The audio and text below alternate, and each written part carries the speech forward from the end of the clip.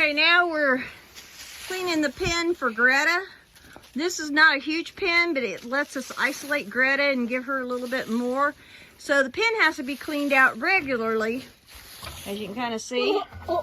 Otherwise, that's all this pen's going to be. So try to rake it out pretty often, and then we put that in the compost bin, and it's ready to go again.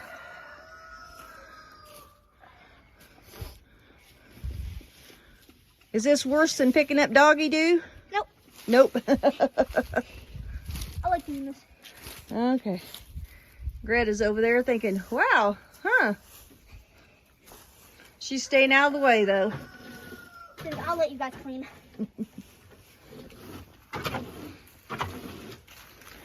That's her little shelter. You get too many goats in here, it's not big enough.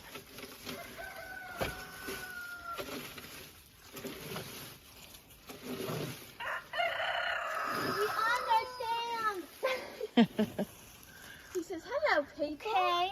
Yeah, that rooster, he crows all the time. Good job, ladies. Keep it going.